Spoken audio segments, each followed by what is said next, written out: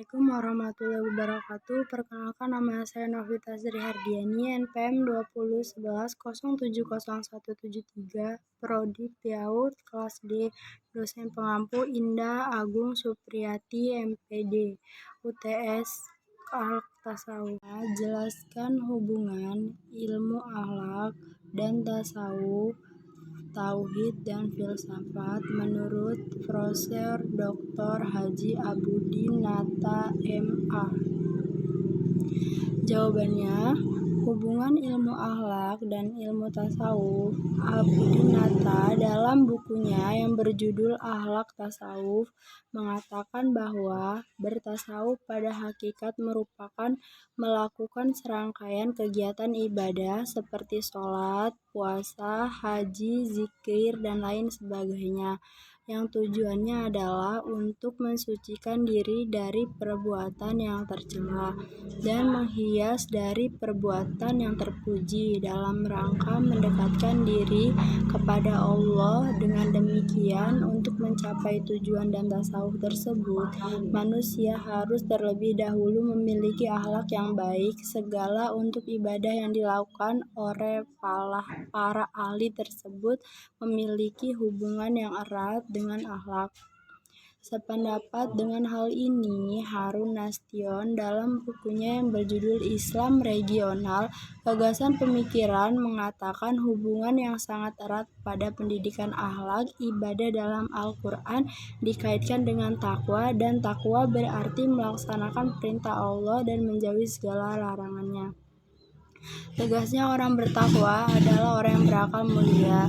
Oleh karena itu, kita dapat menyimpulkan bahwa hubungan ilmu akhlak dan tasawuf adalah ilmu yang bertujuan untuk mendekatkan diri kepada Allah dengan cara menjauhi segala larangannya dan mematuhi segala bentuk perintahnya. Hubungan tauhid dan ilmu filsafat dalam kaitannya dengan ilmu kalam. Ilmu tasawuf berfungsi sebagai pemberi wawasan spiritual dalam pemahaman kalam, penghayatan yang mendalam melalui hati, zaud dan widan terhadap ilmu tauhid atau ilmu kalam, menjadikan ilmu ini menjadi hayati dan menjadikan ilmu ini perilaku yang baik. Dengan demikian, ilmu tasawuf penyempurna ilmu tauhid jika dilihat dari sudut pandang bahwa ilmu tasawuf merupakan sisi terapan rohanian dari ilmu tauhid. 2. Jelaskan metode pembentukan atau pembinaan akhlak dan faktor-faktor yang mempengaruhi pembentukan akhlak tersebut. Jawabannya, pengertian pembentukan akhlak berbicara masalah akhlak sama dengan berbicara tentang tujuan pendidikan, karena banyak sekali dijumpai pendapat para ahli yang mengatakan bahwa tujuan pendidikan adalah pembentukan akhlak. Misalkan pendapat Muhammad Atiyah Al-Abrashi yang dikutip oleh Abudinata mengatakan bahwa pendidikan budi pekerti dan akhlak adalah jiwa dan tujuan pendidikan Islam. Demikian pula Ahmad D. Marimba berpendapat bahwa tujuan utama pendidikan Islam adalah identik dengan tujuan hidup setiap muslim, yaitu untuk menjadi hamba Allah, yaitu hamba yang percaya dalam menyerahkan diri kepadanya dengan memeluk agama Islam. Menurut sebagian ahli, akhlak tidak perlu dibentuk karena akhlak adalah warisah yang dibawa manusia sejak lahir. Bagi golongan ini, bahwa masalah akhlak adalah pembawaan akhlak dari manusia sendiri, yaitu cenderungan kepada kebaikan atau fitrah yang ada dalam diri manusia, dan dapat juga berupa kata hati atau intuisi yang selalu cenderung kepada manusia dan kebenarannya. Dengan pandangan seperti ini, maka akhlak akan tumbuh dengan sendirinya walaupun tanpa dibentuk atau diusahakan. Adapun faktor yang mempengaruhi terbentuknya akhlak atau moral pada prinsipnya dipengaruhi dan ditentukan oleh dua faktor, yaitu faktor intern dan faktor ekstern.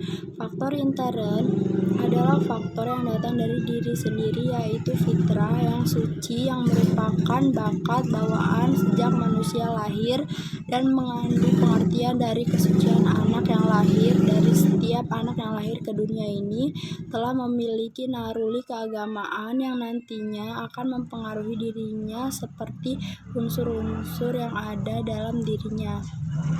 Yang kedua, faktor ekstern.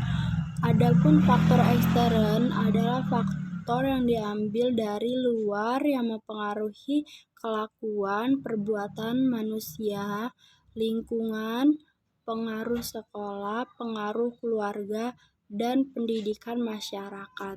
Menurut pendapat kalian, bagaimana hubungan antara etika moral dan akhlak? Hubungan antara etika moral dan akhlak yaitu hubungan antara etika yang bersumber pada rasio, sedangkan akhlak bersumber pada Al-Quran dan hadis. Sementara rasio adalah pendukung terhadap apa yang telah dikemukakan oleh Al-Quran dan hadis, sementara moral dan susila atau budi pekerti pada umumnya berdasarkan ketentuan atau kebiasaan umum yang berlaku di masyarakat.